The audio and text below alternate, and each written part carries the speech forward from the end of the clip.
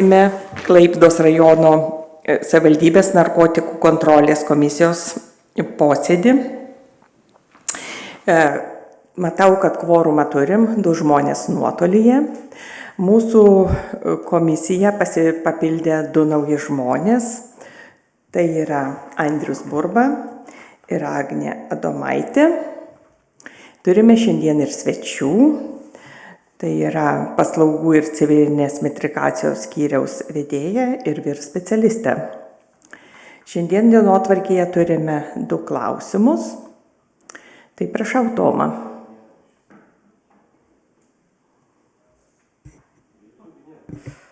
Tai pirmas klausimas būtų narkotikų, tabako ir alkoholio kontrolės departamento užklausa dėl veiklos vykdomos įgyvendinant Lietuvos Respublikos tabako, tabako gaminių ir su jais susijusių gaminių kontrolės įstatymą. Pagrinde prašo pateikti informaciją apie tabako kontrolės 21 straipsnio. Pirmoje dalyje numatyta, kad veiklos susijusios su tabako gaminiais ir su tabako gaminiais susijusiais gaminiais, neapdorotų tabakų priežiūra, vadovaudamas į Lietuvos Respublikos viešojo administravimo įstatymo nuostatomis pagal kompetenciją vykdo narkotikų, tabako ir alkoholio kontrolės departamentas, valstybinė vartotojų teisių apsaugos tarnyba, savivaldybių merai arba jų įgaliotos savivaldybių administracijos. Kiek teko domėtis, tai mūsų savivaldybėje šita priežiūra nėra vykdoma ir turbūt turėtume pateikti atsakymą, kad šiuo metu nėra vykdoma šita priežiūra. Kitaip ir negalėtumėm, jeigu mes neturim iš tikrųjų. Ir kad taip pat reikėtų pateikti informaciją, ar buvo į savivaldybę pateikta skundų dėl tabako kontrolės pažeidimų. Jų taip pat 23-24 metais į savivaldybę nebuvo, nebent tai buvo policijoje fiksuota mūsų rajone. Ne? Tai tada atsakymas, kad mes skundų negavome 23-24 metais ir priežiūra nėra vykdoma. Toliau jų buvo prašymas pasiūlymai dėl galimų tabako kontrolės įstatymo pakeitimų. Tai čia ir prašiau pasvarstyti, kokie galėtų būti pakeitimai ir ką mes galėtume pasiūlyti. Tai turbūt aš matau vieną iš tų, kad rekomendacija būtų rekomendacinio pobūdžio aprašas, pagal kurį savivaldybė galėtų parengti tvarkos aprašą. Kadangi tokio nėra, kiek domėjausi Antagdas, dar šiandien pokalbio metu tikrai atstovė patikino, kad aprašo tokio bendro, kaip savivaldybėms vykdyti tą priežiūrą ir kaip mes galėtumėm pasirengti, pagal tai nėra. Tai mano vienas toks būtų siūlymas.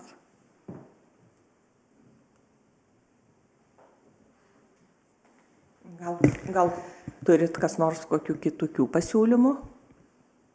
Labadiena, aš pritariu Tomo siūlymui ir tikrai, kad turėtų atsirasti rekomendacinio pobūdžio savivaldybėms bendras aprašas ir iš tikrųjų galbūt netgi reikėtų, kad būtų vyriausybės lygmeniu nustatytas algoritmas, nes rašte irgi rašoma, kad būtent priežiūrą vykdo pagal kompetenciją narkotikų, tabako ir alkoholio kontrolės departamentas, valstybinė vartotojų teisių apsaugos tarnyba, savivaldybių merai arba jų įgaliotas savivaldybių administracijas, valstybinė mokesčių inspekcija, muitinė, policija ir taip toliau. Tai rodo, kad yra daug įstaigų ir kai bendrauji, tai supranti, kad kažką reikia daryti, tik yra neaišku, ką mes darome. Tai aš manyčiau, kad turi būti aiškus algoritmas, tai yra toks siūlymas irgi traukti pasiūlymus, kad būtų aiškus algoritmas, ką daro policija, ką turi daryti savivaldybių meras arba jo įgaliota savivaldybių administracija. Aš galvoju, jeigu viešosios tvarkos skyrius pritartų, nes irgi pagal kompetenciją, kaip jūs galvotumėt? Tai negaliu pilnai atsakyti dabar, nes rekomendacinio pobūdžio aprašas negali būti, nes tokių kaip rekomendacinių aprašų, norminių aktų, jie neturi juridinės galios. Tai vienas dalykas, jeigu tai būtų aprašas, tai viskas su juo tvarkoj, o toliau tas, jūs kaip minit, algoritmas, tai viskas galima daryti be abejo, bet kaip aš suprantu, jeigu per 23-24 metus policija ir mes negavome, o šiuo atveju, šiuo konkrečiu raštu iš Respublikos kažkur buvo gautas, tabako kontrolės departamentas gavo vieną skundą, tai pagal viešo administravimo reiškia įstatymą, jie jį ir turėtų tirti ir tai, ką jie rašo tenais, yra įstatymo ignoravimas, kaip aš suprantu. Ir nepakeitus to įstatymo, jokie algoritmai nebus galiojantis, nes tvarka apibrėžta ir tyrimai atliekami pagal viešo administravimo įstatymą. O tai reiškia, kad kas pirmas gavo pareiškimą ir jeigu pilietis kreipsis į departamentą, o ne į policiją arba ne į savivaldybę, tai tyrimai ir turi atlikti departamentas. Tai jeigu kreipiasi į policiją, jeigu į mus. Tai ant kiek ta reikšminga yra problema šiai dienai ir kaip jinai yra susijusi su principų kontrolės mechanizmų dėl tabako pažeidimų tarp juridinių asmenų, tai kaip viešosios tvarkos skyrius jisai ir taip ir ne, ar jis, tai čia bus dar biurokratizmo plėtimas, kad jisai tikrintų juridinius asmenys dėl tabako kontrolės, nes jam ir funkcijas tai neįeina, o jeigu dėl pažeidimų, tai jam ir dabar yra numatyta, kad mes galime tirti pažeidimus susijusių su administracinius, kur yra padaryti administraciniai nusižengimai, susiję su mažareikšmėm veikom, numatytom administracinių nusižengimų kodekse. Tai kaip ir mes, policija gali ikiteisminius, muitinė, jūs kaip minėjote, tyria kontrabandos atvejus, mokesčių inspekcija tyria neteisėtą prekybą ar panašiai, susijęsia su tabako gaminiais be licenzijų, ką galėtų gal ir savivaldybė daryti. Ar tai viešosios tvarkos skyrius darytų, tai nežinau, jeigu tai bus nuspręsta, tai taip tegul ir būna. Kokią apimtim žiūrint visada, bet ant kiek ta aktuali problema yra šiai dienai ir kiek mes ją turėtumėm plėtoti, tai jau reiktų mąstyti pagal mūsų rajone esantį apibendrinimą, kad ir tų 2 paskutinių metų.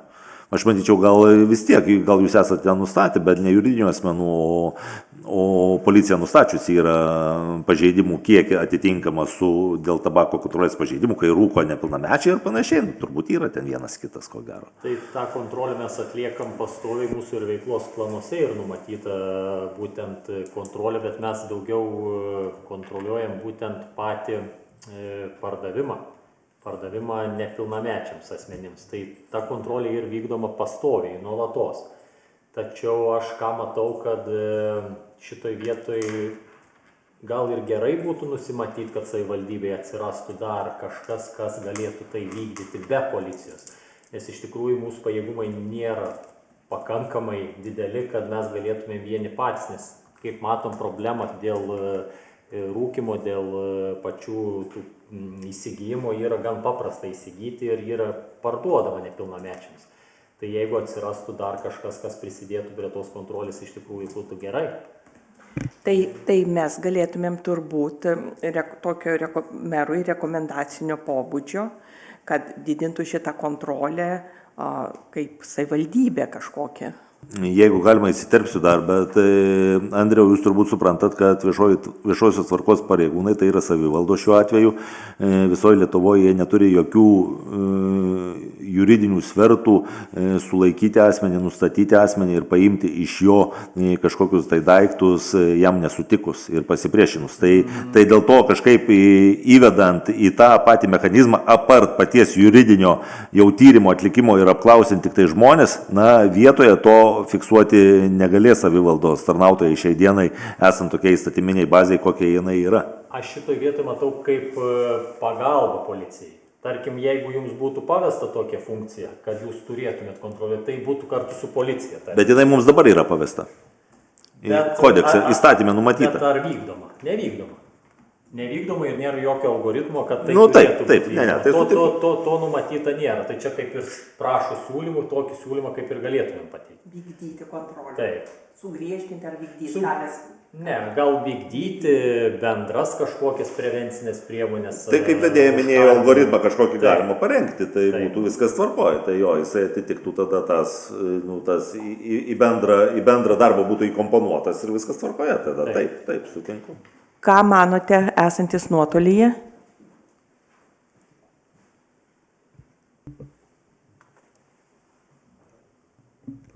Aš klausiu, ką manote esantis nuotolyje?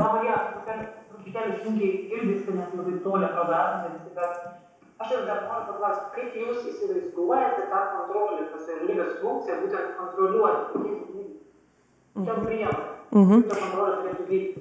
Paklausykit, vis dėlto yra išduodamos licenzijos ir švenčių metu, ir taip jos išduodamos, ir mes neturime tos kontrolės, kaip vyksta ta prekyba va šitoje srityje.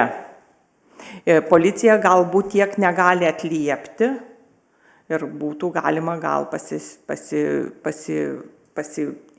pasitelkti į pagalbą viešąjį sektorių. Tai visada sutinku su tuo ir visada tai galima daryti ir dabar tai galima daryti, parengus algoritmus, tuo labiau tai galima daryti. Tik tais iš karto sakau, noriu pasakyti, kad vieni patys savivaldos tarnautojai šiuo metu to kontrolės mechanizmo atlikti kaip ir negalėtų, o jeigu ir galėtų ar būtų pavesta, jis jau pagal praktiką jis yra neefektyvus. Nes situacija yra tokia, kad asmenys paprasčiausiai pasišalina, o jokių fizinių prievartos priemonių viešosios tvarkos savivaldos tarnautojai negali taikyti. Jeigu tai gali būti pasitelkti, tada jie gali policijos pareigūnus, ne atvirkščiai, kad atvykę policijos pareigūnai sulaikytų tuos asmenys, nustatytų ir tada tyrimą toliau galėtų vykdyti, reiškia, savivaldos tarnautojai, bet tai turbūt irgi tik teoriškai, nes kol atvyks policija už 10 minučių, už 15 minučių, tai to asmens jau nebebus ir neįmanoma bus kažkaip tai jį nustatyti. Tai turbūt tokią išvadą galėčiau padaryti, kad mes turim teikti pasiūlymą, parengti algoritmus. Aš tai dar norėčiau, jeigu leisite, aš tai suprantu taip, kad policija savo planuose turi įsirašysi tam tikrus kontrolės priemonės ir vykdo. Mes kaip savivaldybė net niekada nesvarstėme, ar viešosios tvarkos skyrius gali tam tikrus kontrolės planus įsirašyti ir vykdyti tai, nes nebuvo tokios praktikos tikriausiai. Kitas momentas yra, mes du truputėlį skirtingus momentus žiūrime. Tai pardavimą nepilnamečiams kontrolė ir kitas momentas licenzijos gavimas ir kontrolė, kiek tos licenzijos, kurią pati savivaldybė išdavė, mes atitikimas, ta prasme, kontrolė pardavimo visų reikalavimų.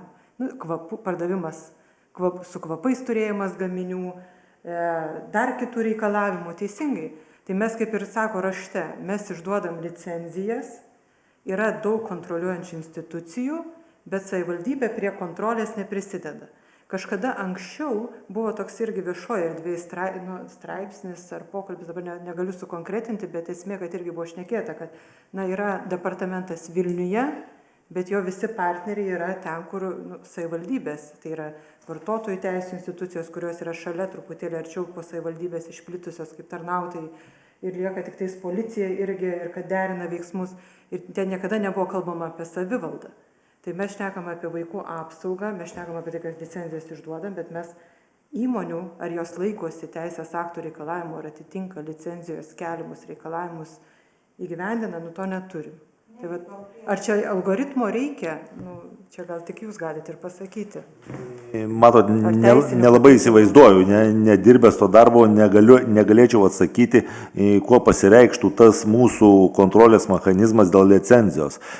Ta asmenį be abejo mes galim patikrinti juridinę ar fizinę, ar jis turi licenciją prekybai. Visa kita, kaip jūs minėjote, kvapai, kiekiai, jau čia manyčiau yra finansinė patikra. Čia ir kaip pavyzdys, aš pateiksiu, aš kaip tik vakar turėjau pavyzdį, užėjau į degalinę, visi tie vadinamieji vaipai yra paslėpti ir vakare važiuoju ten triušelius į parduotuvę užvažiuoju, o triušelius visą, ką nori, visas asortimentas pateiktas kaip ant delno. Tai čia jau ir pažeidimas. Tai tokį pažeidimą viešos tvarkos skyrius tikrai gali ir be policijos fiksuoti. Taip. Ir ten jau ir pažeidimas. Pažeidimas, ta prasme, dėl viešo pateikimo ir neviešo pateikimo. Tai turėtume. Tai čia jau ir tada, kaip mes, tarkim, jeigu pardavėjai pardavė nepilnamečiui asmeniui tabako gaminius, mes iškart siunčiam narkotikų ir tabako kontroliai pranešimą, kad taikytų sankcijas tai įstaigai. Tai čia analogiškai užfiksavus tokį. Ne, tai toj vietoj viskas tvarkoja. Taip, sutinku 100%. O licencijų skyriui mes pateikiam savo? Ar tai yra būtina, yra reikia? Dar policijoje, kai dirbau, tai tikrai būdavo teigiama ir departamentui, ir savivaldai. Kai jeigu būdavo nustatyta, kad aš teikdavau.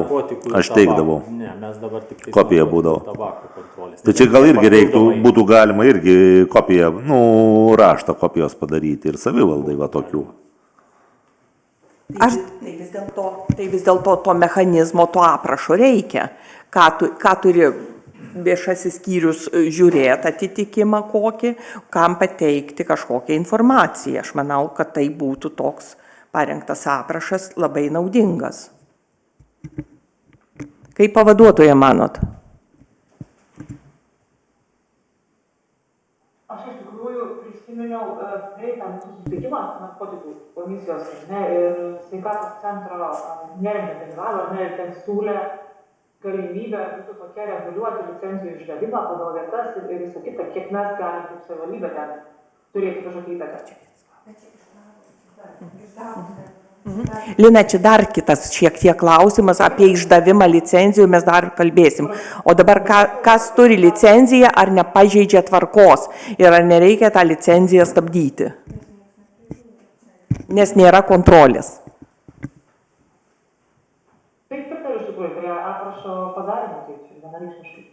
Aš gal dar trumpai paminėsiu, ką departamento atstovai šiandien pokalbio metu išsakė, tai kad tikrai yra savivaldybių, kurios yra pagal šitą 25 tabako kontrolės įstatymo straipsnį pasitvirtinę ir metodinės rekomendacijas, ir licencijų reguliavimą bei skundų nagrinėjimo tvarką. Tai aš manau, kad mes tiek savivaldai turim pasitvirtinti aprašą ir tvarką, kaip turi būti vykdoma ta priežiūra. Tai mes jau prieinam dabar prie licencijų reguliavimo, nes vis dėlto nemaži kiekiai licencijų yra išduodami. Vienkartinių labai daug švenčių metu, virš 70, atrodo, gal jūsų čia tema. Norėčiau patikslinti, mes šiandien kalbam, kaip suprantu, dėl tabako gaminių, ar ne? Ne dėl alkoholio, dėl tabako. Tiesiog pasitikslinti noriu. Nebūtinai, mes esam ta komisija ne vien dėl tabako. Tai tiesiog, kad apsibriežti, nes su tabako mes esam irgi padarę analizę, kad per praėjusius metus išduota 7 licencijos, 15 2024 metais, 2023 metais 12 su tabako gaminiais, su tabako susijusiais gaminiais 13, tai tokie yra skaičiai. O alkoholio tai jau kas kita, kaip sakėt, vienkartinės licencijos renginio metu, čia jau kitas klausimas.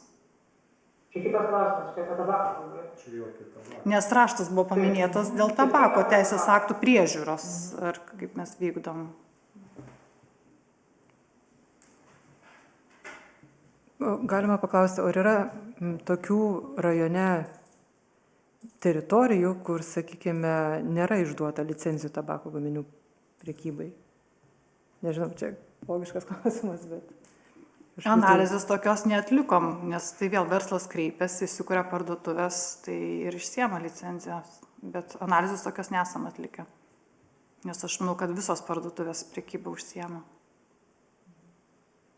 Ir vyksta išdavimas pagal teisės aktus, kad girdžiu, kad riboti, kas liečia tabako gaminiais licencijų išdavimą, tai pagal teisės aktus vykdo. Čia savivaldybė jau ne renginiai, ne visa kita, renginių metu neišduodamas licencijos alkoholiui.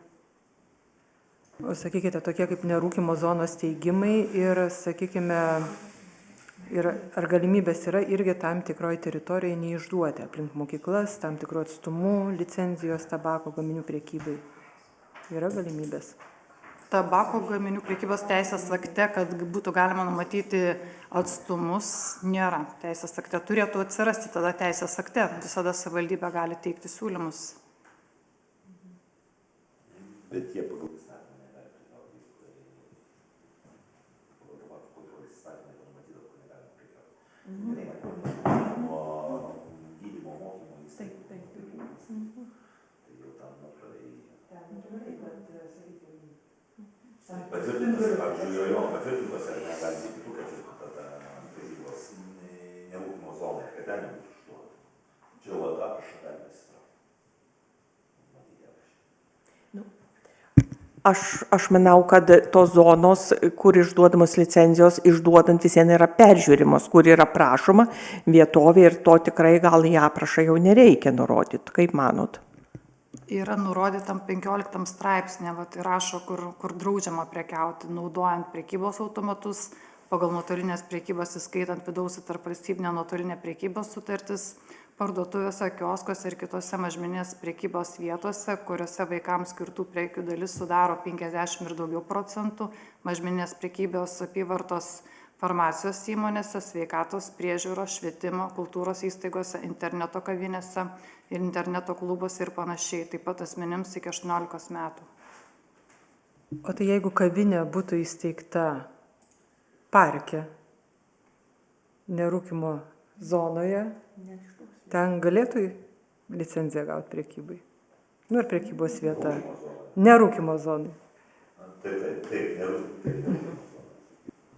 Ir nebūtų galima rūkyti, ne tik kad išduoti, tam yra nerūkymo zona. Jo apie tai irgi buvo kalbėta, kai buvo svarstyta dėl vietos lauko kavinės steigti Gargždų miesto parke.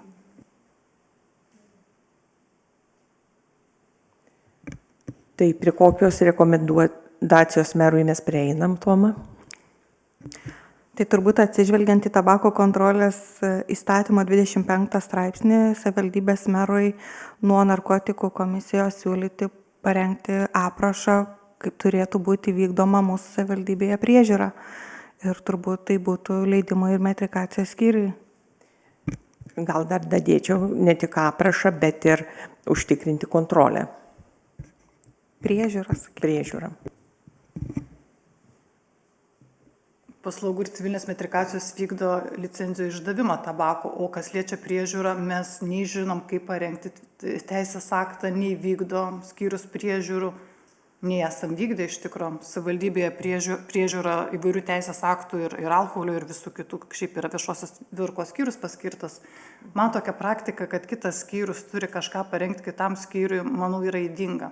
Nes mes juk nedarysim tos priežiūros kaip skyrius, neatliksim. Tai mes parinksim teisės aktą ne pagal kompetenciją, nekompetentingi ir kažkas ją vykdys tą priežiūrą. Aš tai nesutinku, kad paslaugų skyriui pavesti teisės aktą parengti. Bet čia licencijų reguliavimas, tai... Bet mes nesusijęs su reguliavimu licencijų, mes tik išduodam licencijas pagal teisės aktus. Tai aš nežinau, turbūt tai nuspręs meras, mes turbūt negalime kokiam skyriui pavest, bet mes rekomenduojam merui tą atlikti. Jeigu galima dar įsiterpsiu, tai teisėkūrinių požiūrių kontroliuojantis skyrius nerengia jį kontroliuojančio akto. Tai čia yra jau teisėkūrinių požiūrių, tai bet kuriuo atveju ne viešosios tvarkos skyrius rengtų tokį aktą. Kas jį rengtų, jau negaliu atsakyti.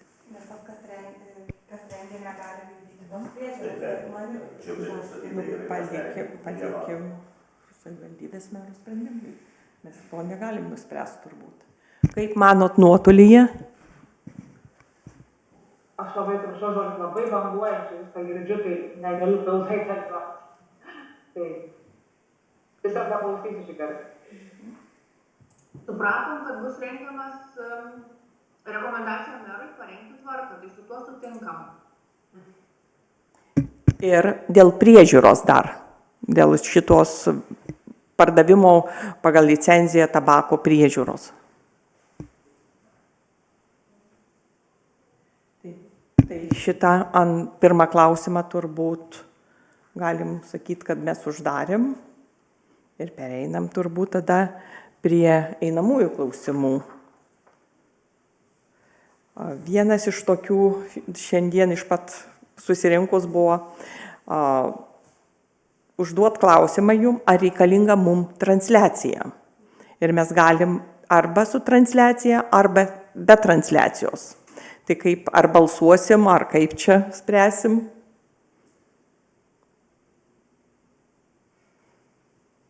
O kodėl tas klausimas kilo? Todėl, kad ne visur yra su transliacija tokie komitetai ir ar mums reikia tos transliacijos.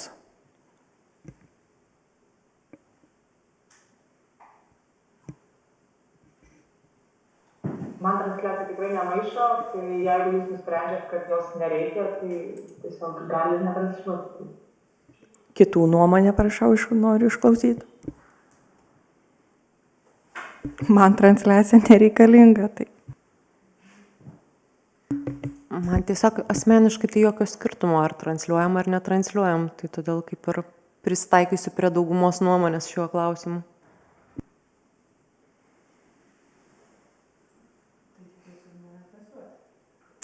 Gal yra statistika, kiek žmonių žiūri tas transliacijas? Spėčiau, kad nedaug žmonių, tai gal tada nereikalinga kiekvieną posėdį transliuoti. Būtų laisvesni komisijos nariai išsisakyti savo nuomonę. Vat, Miglė, aš tau pritariu ir tiesiog tu mano mintis perskaitei dabar. Dėl kai kada tokio atviresnio pokalbio ta transliacija liktai ir maišytų. Arba tiesiog išdavimo kai kokios, ar ten pavardės, ar ten kažko, tokio konfidencialumo, kuris neturėtų išeiti į eterį, o taip ta transliacija mums lyg ir nemaišytų. Aš tai siūlyčiau be transliacijos vesti posėdį. Kas pritartumėt? Taip. Dauguma? Ačiū už pritarimą. Kokie dar pas mus klausimai? Aš dabar pagalvojau, bet kadangi darbotvarkė jau buvo patvirtinta, tai dėl sveikatos centro direktorės išsakyto pereitame posėdėje dėl Saulės mokyklos, kai dabar jau yra naujai pastatyta toje teritorijoje, kad nebūtų galima aplink parduotuvę, kuri užsiema tabako gaminiais prekyba. Iš tikrųjų tai yra galima ir gal man galėtų ir Daiva papildyti, ką mes kalbėjom. Tik reikės tarybos sprendimo, tai tam mums reikėtų tada, kadangi tai nėra įtraukta ir darbotvarkė, mes turbūt dabar jau ir nenuspręsim, bet sekančiame posėdėje reikėtų susirinkti ir apsvarstyti tas visas vietas ir kiek įmanoma iš tikrųjų naujose vietose visą tai uždrausti. Bent jau ir atstumą gali savivaldybės taryba taip pat patvirtinti, koks yra siūlomas. Nėra ribojimo atstumai, tai gali būti ir 3 km nuo mokyklos. Turbūt tenai bus formuojama tokia laisva zona ir ten toj zonai taip pat, kad nerūkymo zona būtų aplink Saulės gimnaziją.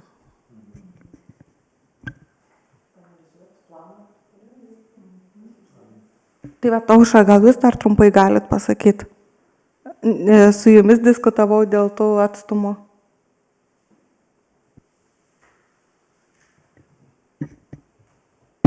Čia būtent dėl tabako ar dėl alkoholio dabar? Tabako įstatymė nėra įrašyta jokių atstumų, nieko. Ir apie tai nieko nėra. Įstatymė įrašyta, tik alkoholio įstatymė yra, kad taryba turi pritarti. O tabako nėra. Tai mes tik apie zoną galim kalbėti, nerūkymo. Taip. Supratau. O alkoholio yra numatytas.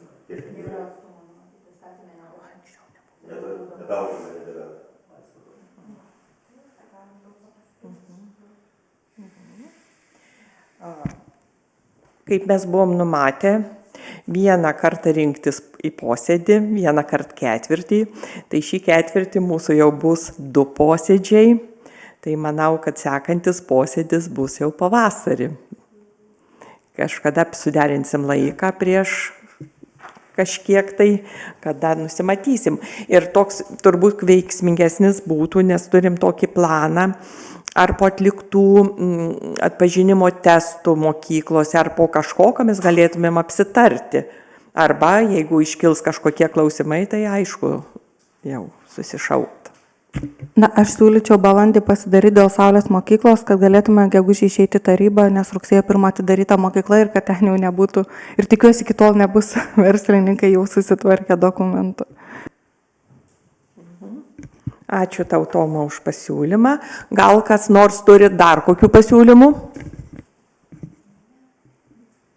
Aš norėčiau grįžti prie rašto, kurį buvom gavę. Aš taip ir nesupratau, nes siūlymas, sakėt, merui bus ar ne, o tam rašte rašysim, kad reikalinga parengti teisės aktas bendras, kad būtų visoms savivaldybėms, kaip vykdyti tabako priežiūrą. Taip, tai mes įrašysime kaip siūlymą, kad būtų pavyzdinis, sakykime, aprašas, kaip savivaldybėm pasirengti, bet jie ištransliavo, kad, nežinia, ar toks bus, kadangi kitos savivaldybės puikiai yra savarankiškai pasitvirtinusios tvarkas.